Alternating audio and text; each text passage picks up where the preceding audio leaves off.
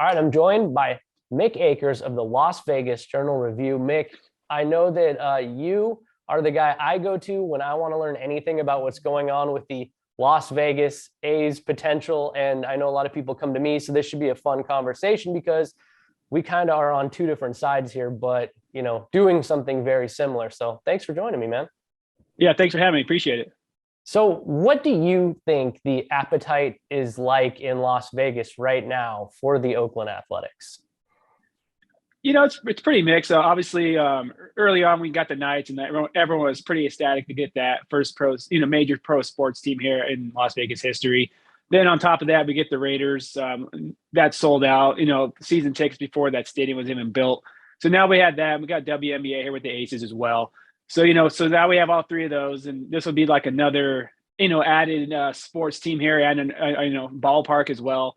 It's pretty excited. There are some people that are kind of questioning if they can hold up a whole season here and kind of support all these teams. Some of these seasons run together a little bit, but I think for the most part, especially with our AAA affiliate of the A's, the Aviators, they have great attendance out there. In the Summerlin ballpark, that's outdoors too. So even in the summertime, you get 100-something degree weather, and there's people still out there. People think it could work out here. So it's been a kind of a mixed bag, but mainly positive. Yeah, I know that they want public-private partnership, and there's a lot of talk about the casinos possibly being a partner. But I know that the governor out there, Sisolak, hasn't been that interested in doing something like that again after the Raiders deal. So are you sensing that that is something that they could actually get if they were to move out there, or is that kind of going to be tougher for them to acquire? It's going to be a lot tougher. Sisolak at the state level, he's saying, hey, there's not much appetite. And then, where the A's are looking within Las Vegas around the Strip area, that's all Clark County. So I'll talk to a few of their commissioners, and they've all said the same thing. We don't have that appetite either. That Raiders thing was a one-time deal to show, hey, we can, support this team and we can bring these people here. And now the Raiders have proven, to draw the fans, and there is support, and people will come from out of state as well and come and support these guys, and and also the opposing teams as well. So they said, hey, we proved it. So now we're not going to give these deals out. So, if there is any kind of, government help at all, I think it would mainly be some kind of like tax abatement or some like land stuff, but it's not going to be a major, $750 million, room tax they made, to kind of pay this back over several years. Yeah, and this doesn't have to be me asking you questions too. You can ask me vice versa. It's just a free-flowing convo. But I did have another question that you just brought up. With the Raiders, you see the opposing crowd come in and kind of take over the stadium, and that's far fewer games than baseball. I mean, baseball is so many games. They'd have to support 81 home games. And over the course of the franchise, do you think that the market would be like sustainable for like the road teams coming in? Would be midweek, they might lose interest. Maybe the casinos don't want people in the stadium that long. They want them at the tables. Like, what are you kind of hearing about that? I think a lot of people, even like the resort, execs, they're all, anything that's going to bring anybody here at all, they're pretty excited about that. Obviously, they would, set up some deals, probably like the Raiders have, like all-inclusive packages as well. For the most part, Raiders games, I would say were, 70-30 to 80-20, home to opposing fans. So a lot of the people that do come from out of state are Raiders fans as well. So like you'll see some of these numbers about how many people are coming from out of state. But a lot of people coming from the Bay Area. Obviously, LA is a huge driver as well. So there are visitors, but I wouldn't say like they take over. There's like one or two games where you've seen a lot of the opposing colors. But obviously, so many people are trying to take advantage of the first year with fans. Obviously, with the first, the first year where they actually played here, we couldn't have fans. So some people were taking advantage of the up in ticket market on the secondary. Like people are making a killing on that. So I don't think it's going to always be like that. Eventually, people are going to be like, all right, I'm not going to sell all my tickets, take some of these, home games in myself. But it could be a challenge. But like I said, having it on the strip is going to be a big help if you're going to be right there with all the people around and the tourists and such. So I don't know if you're hearing anything out there, like as far as Bay Area, people saying, hey, I would fly out there for that. I know when I was out there, it's kind of mixed. Like people are like, oh, I'm not going to support the team anymore. And then some are saying, well, I guess, I'll let that happen, and I'll still go out there and support them. Yeah, now the thing that I've always noticed out here is like there's Oakland Raider fans and then there's Raider Nation. You probably experienced that now. That when I would be at the airport near the time of kickoff, it would just be swamped with Raider people. Like people would come in from all over the place to come to games. So I think that a lot of Raider Nation is just going to go and see the team no matter where they play. And obviously they'd moved to LA and then back to Oakland. They were nomadic in nature in that way too.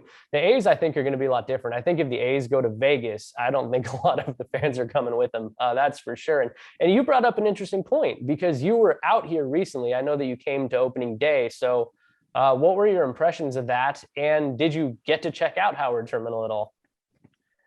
Yeah, I was out there. I checked it out. Had some conversations with fans, elected officials, and all that, and Dave Cavill as well. The fans. I was out there last year as well in July ahead of the big vote, and I talked to fans then as well. And it seems like the longer this draws out, the more anxious they're getting, and a little bit more angry, I think, at the team itself by saying, "Hey, you're kind of taking this for this ride, and you're kind of being." Iffy if you're going to Vegas or not. And so they feel like they're kind of getting their strings pulled a little bit. I think I didn't go to Howard Terminal last time, but when I was there last year, we went and had like a little, we drove around and walked around and checked it out. And we went across, the water there as well and looked from it from over there. Obviously great views. We don't have that much water out here. We have a Lake Mead and that's, diminishing rapidly. So, So that was the views out there you can't beat obviously, but when you put this thing, if they come out here to Vegas and it's on the Strip, you have your own kind of views out here. Obviously, in the distance you got Red Rock, so there's some natural beauty as well. But there's no waterfront property, so that has a leg up out there. I think as far as the view goes. Yeah, I don't want to call it a gross desert. We're not going to do that. I had my mentions were swamped when the mayor here called it a gross desert. I don't think that's necessarily fair because if you could put a stadium on the Strip, I think that would be awesome. Now, I think that it would be better if it was an expansion team, a major league expansion team. If they could get Oakland figured out, get Tampa Bay figured out, get a team in Las Vegas, get a team maybe in Nashville, I think that'd be killer. And it would be far more profitable for Major League Baseball.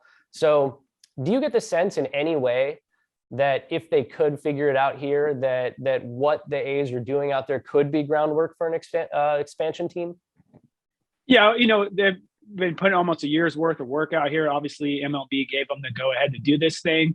They're putting a lot of, work into the studies, talking to the right people and all that. So I would assume, if there was any kind of expansion thought at all in major league level, they'd go to this and say, hey, we have this entire layout saying, hey, here's where you can do it, where would be best, who can support you doing it out there. And I think it's just kind of be dumb to kind of ignore that. So obviously, I think, if it works out in Oakland, that Major League Baseball has a good idea, but how that would work out here. Yeah. Do you think, like, the way I see it, and you can tell me if you disagree with this, I see the Oakland option as the prime option. I see the Vegas option as the backup plan. And I think Commissioner Manfred has kind of intimated that to some extent. Like, do you see it that way, or do you really see it as a parallel path like they try to advertise it as? I would say in Oakland would be 1A because obviously you don't want to take a team out of the market. That's, It hurts a lot of not just, the fans there, but also the reputation of the sport saying, hey, they're going to pick up a team and take them. Obviously, when the Raiders came out here, they took a kind of a hit there, but obviously NFL's king. So it's like not as big as an issue, I'd say, on that end. But, with baseball, it's kind of fledgling support and they're trying to get the younger people involved and kind of the fans and such. I think it would kind of be a bad look, to rip another team, and bring them over here to Vegas, obviously. But, Vegas, they keep saying, hey, it's real. We're not doing a leverage thing, the parallel path thing, you could say. But, I would say it's not a complete leverage move. There is obviously some interest here. They're spending a lot of time and money coming out here. But, I would say that, Oakland is probably 1A and Vegas be 1B. Yeah. And the way I see it, too, is like, if they can't pull off Howard Terminal, they could do something in Vegas and they could do it far quicker than they could ever do it out here. And so that's why I think it is real. I don't think what they're doing is a complete bluff or a leverage play. I think what they're doing out there is indeed real. And I hope they can pull it off here and Vegas still gets a baseball team. I don't want to sound wishy-washy, but I really think it'd be cool if baseball is in Las Vegas. I just don't want it to be the Oakland A's going there. I think that would be sweet. But yeah, I think it's real because, we talk about dates. We're looking at June 2nd for a public meeting with the BCDC, June 30th with a big vote that could end the A's future in Oakland if they vote against it. So we have these key dates but there's so much that has to be done to build in the Bay Area. In Vegas, you can get things done way faster, right? Oh yeah, you saw with the Raiders, they came in, had those a couple drawn out meetings like initially to get those, hey, here's how a stadium will work, here's where we can put it, here's how we can fund it. And it took a while. We had a special session up there in the legislature. So, obviously it's not going to be all that. But once that got going, they built this thing, about 2 years. It was pretty quick. If you didn't drive by it like for a few weeks and you drove by it when the construction is going on, it looked like every time it's like a completely new property. And everyone, mentions, hey, Vegas is, get it done city. You come here and there's usually, massive support. We're used to building major projects in a quick timeline, obviously with all the stuff on the strip. So it doesn't work out and they need to do it, pretty quickly before their lease runs up there in Oakland at the Coliseum. They can get that done out here pretty quick. Yeah, no, they can't extend the lease. They like to say that the lease expires and there's nowhere they can play. They can't extend it, but they obviously don't want to because the Coliseum is well past its useful life. One thing I was wondering, remember the A's said that after the World Series, they would come out with their finalists for sites. They really haven't come out with finalists for sites. Things have leaked. We hear a lot about the Tropicana now. Maybe you can tell me and the viewers a little bit more about the Tropicana site, because to me, that's probably the best and only site they could really go for. But what do you think the pause is there? Is it a land negotiation, or is there something else going on and that means they haven't put out the info yet? Yeah, so initially they kept saying they have a certain amount of sites, and then I talked to Dave Cabell one week, and then the next week that kind of add to it. So yeah. I think that at first there was so many options out here. Like out there is this Howard Terminal bus, they always say. Out here there was just like dozens of properties. People were coming out of the woodwork saying, "Hey, we got this land. You want to check it out?" So I think at first it kind of like surprised them with the amount of people asking them, "Hey, we have this land for you guys. Come check it out." So that kind of played into it initially. So now they said they had 5 sites and they were trying to hopefully come out with it sometime this month. Dave Cabell told me he'll be back out here next week. So who knows if they'll come out then. I know there's rumors about them looking at a site over here at Koval and Harmon, which Formula One bought that land for like their paddock, some other stuff for the race coming up here next year, 2023. So Tropicana, that one has been murmured a lot. It hasn't dropped off, obviously. That would be their kind of the partner up with the resort partner as well. So they can build the ballpark with the resort around it, because they mentioned they want other stuff around the ballpark, not just the ballpark itself, because you need to have, other reasons to come to the area, not just the game.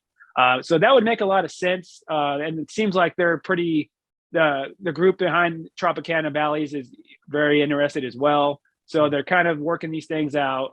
But that would make a lot of sense. There's another part of land on Sahara and Las Vegas Boulevard owned by Phil Ruffin, obviously owns a few casinos out here as well. That would be a pretty big site as well. But I think the traffic over there, because Sahara is a really, really busy street right there, especially running with Las Vegas Boulevard. I think that would maybe have a little bit more issues as far as ingress, egress goes compared to the Tropicana site. Yeah, you mentioned traffic, and have you toured Elon Musk's tunnel situation? To me, I don't see how that could possibly work, but have you been able to check that out? I know you're all over the place there.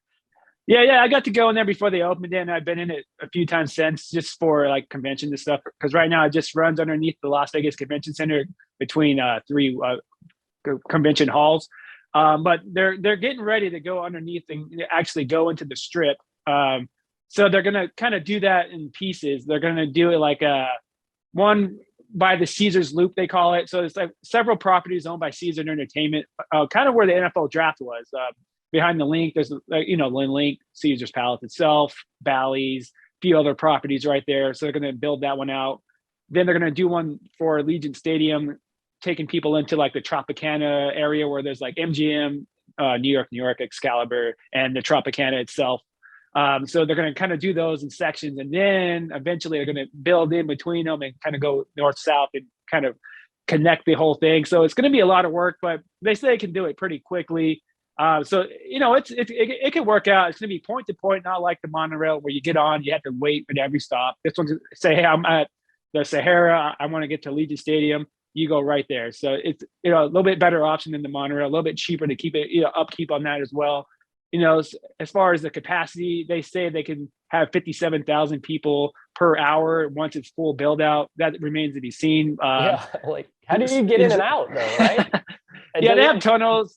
Most of them are underground though, so you'll like take an escalator up or something, and then they're trying to keep it as inexpensive as possible as for the resorts or that whatever properties have a stop, because they're going to have to pay for their own stop. That's part of the deal. Boring company pays for the rest, and digging out the tunnels and kind of operating as well. So they're kind of getting this test run with the convention center side, but I think it could work out, especially with traffic above on the strip, being pretty bad on weekends and such. So I think being underground could be a good thing. All right. Is there any kind of like key date here, or are we just kind of waiting on Oakland to see if they can pull this off? I think that's going to play a big part in the Vegas action. I think eventually a final selection to come out before that, to be like, hey, here's what we got. Vegas is up. We have this in Vegas, and then it's going to probably put some pressure on some people out there to get this thing going or not, especially city council. I know that they're waiting on them to do the development agreement. So they keep saying, hey, they haven't set a date. They haven't set a date. I know they're going on summer break in July, I think it is. So I think a lot's going to transpire in the next month or two. I think the site will come out in Vegas before that, and I think after that it kind of gets pretty real after that point. Man, if they put out the site and some renderings, we've seen a million renderings through the years on an A's new stadium. The renderings don't mean much, but if they put out a site and renderings before summer break and before the elections in Oakland, I think this is going to be chaos. We're going to be really busy, Mick. Yeah. I'm already looking forward to it. Cavill said, hey, when we do release a site, we'll have renderings. So it's pretty possible that's going to happen. So, I'd say look forward to it, not taking a long summer vacation. What do you think will happen if they can't pull off Howard Terminal and they can't pull off Vegas? What then? Well, there's always been some other, cities that are rumored. There's obviously Portland that was heavily, and like talked about before. And then people were saying, hey, they have trips planned, but it actually never happened. So who knows what's going on up there? They have a whole coalition going on trying to bring them up there. They keep talking about it. Nashville, obviously, you mentioned before as well. But Major League's probably going to put the pressure on them because they want to get a new stadium. But you mentioned they can extend the lease at the Coliseum, which I think would be the last option. I was out there, and it is getting past its useful tape for sure. Yeah.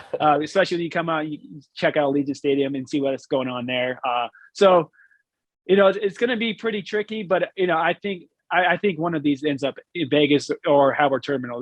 It's going to happen, one of the two. So I think it's just those are the two options on the board for the A's at this point, I think. Now, I think we'll know before the end of the year. You too, right? You think so too? Yeah, even though they said that last year, hey, end of the year we'll have, so it's just like it keeps drawing out, but you can't draw it out too long, obviously. So especially as you mentioned in Oakland, it takes a while to get some things built and all that. So I think if it's going to happen out there, they need to have that finality, here this year as well.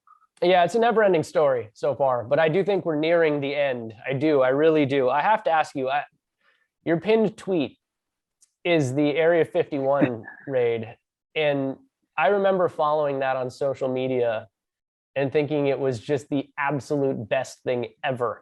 What was that like being out there? And I would imagine that pretty much all your posts went completely viral from that thing. Yeah, that thing blew up. I think on Twitter that month I ended up getting like 35 million impressions. So, yeah, so everyone every day I was doing a new interview with someone from different countries, all over the place, different cities and such. A whole media tour with that.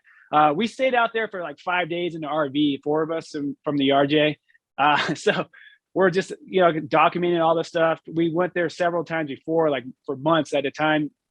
Checking out the plans, and then we woke up at 1:30 in the morning, went to the Area 51 gate thinking, hey, who's probably not going to meet him in there. We get there's like a few hundred people, not the thousands that everyone thought, but it was a crazy experience. Obviously, a lot of attention on it. It had some fun covering it as well, but that RV stay with minimal showers and all that stuff, it's kind of rough.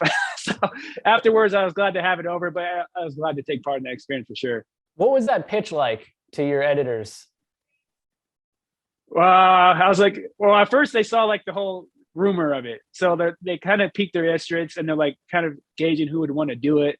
And I was immediately like, I'll do it. So I've done a few things in the past where you had to like get grimy, like it wasn't the best of environments to do some work.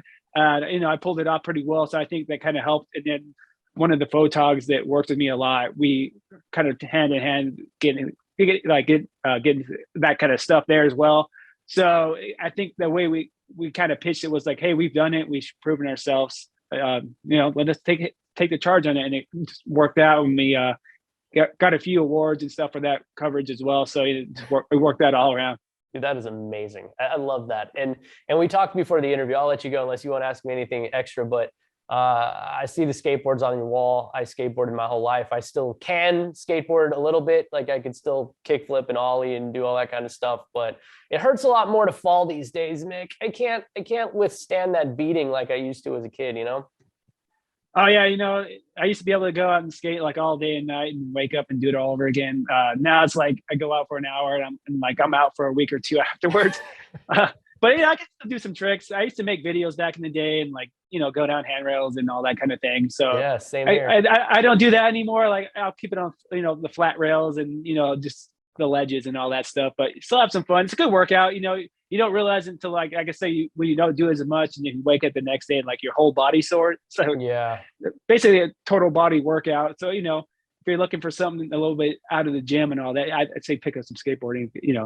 Great workout. Yeah, it's good for your quads. I feel like my wrist only goes this far back from falling so much. I have like the bone chips in my ankle. My elbows are all scar tissue from, the life. You know how that is. I'm right there with you. I tore my ACL, broke my wrist, broke my ankle, all that. Yeah, so my knees are pretty bad now, but still doesn't keep me off. But I'm not dumb to like, hey, I'm gonna go do like a 20 stair. I'm like, no, keep it on the flat. No chance. Yeah, I'm not doing any stairs, any handrails, any of that ever again. I can't do it. Hurts too much. No, lasts sir. too long. All right, Mick, dude, great talking to you. Maybe we'll go skate sometime.